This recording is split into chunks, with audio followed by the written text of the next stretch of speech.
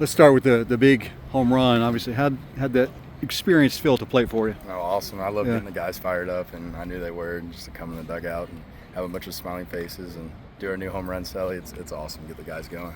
Talk about that home run celly a little bit. We can't see it all because you guys have Yeah. to stay in the dugout. What's that like in there this You year? know, it's a little roller coaster. We just Yeah. thought of a little energy roller coaster we thought about doing instead of, we can't bring it out to the field anymore. Don't want to make it a huge deal. So, we brought it to the dugout and keep the energy in the dugout.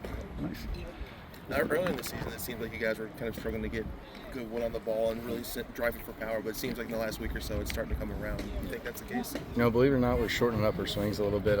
Watching the young guys, that after that Friday game, that really put us in perspective. They're playing the game the right way, and us older guys need to lead by example and also play the game the right way. So you shorten up your swing a little bit, big things happen, and it works. Can you talk a little bit about the idea of sometimes being a DH, sometimes run out there to left, kind of bouncing back and forth, and just being able to stay focused on what you're doing at the plate throughout, whether you're DHing or whether you're playing the field? Yeah, it's obviously tough just hanging in the dugout waiting for your at bats, but watching the guys in front of you picking up what they're putting down, and if they're on the field, they see something. It's easy for them to relay it to me in the dugout, but it's all about it's slowing the game down, I guess, as a designated hitter, and I was appreciative that he gave me those opportunities coming off an injury and stuff. So yeah, it was a growing moment, but hopefully he doesn't take me out of there and left. So.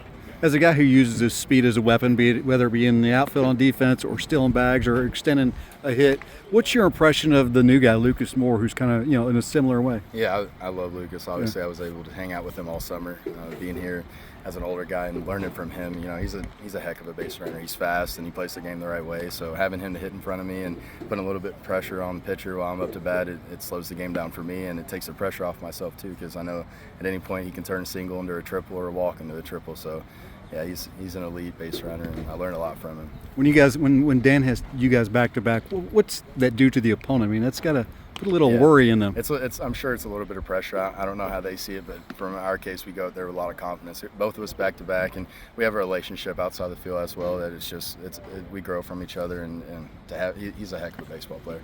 How much easier is it for the offense as a whole to get clicking with the top of the order performing as well as it did today? Yeah, it obviously takes a lot of pressure off every single person in the lineup. There's 9 guys, and there's really no top 3 in our lineup. When the way I look at our lineup, we got 9 guys that can steal bases and hit home runs. So to be able to have that, it's definitely a blessing.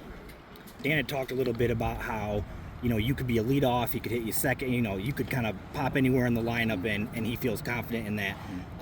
Does it matter to you? I know you talked a little bit in the fall about how you thought you could be a great leadoff, and obviously with Lucas on, you get some good opportunities to drive runs in a little bit more. Does any of that matter to you, where you hit in the lineup, or you're just happy to be there and looking to do your job? Just like you said, I'm happy to be there looking to do my job. He just gave us a little speech today about Spencer Torkelson. He hitting 7th for the USA team, right? He's the #1 overall pick, and he was just happy to be in the lineup. He's like, Coach, I'm just happy to be in the top 9, and that put me in perspective, and hopefully the rest of the guys, that it's not just about those top 3 or the top 4, whoever. There's no cleanup. There's going to be a cleanup every inning. You're going to be hitting 3rd or 4th every inning. So yeah, that's how I feel about it. Awesome. Have you ever hit 464 feet before? No, first time. Yes, sir. Thank you. Thanks, JT.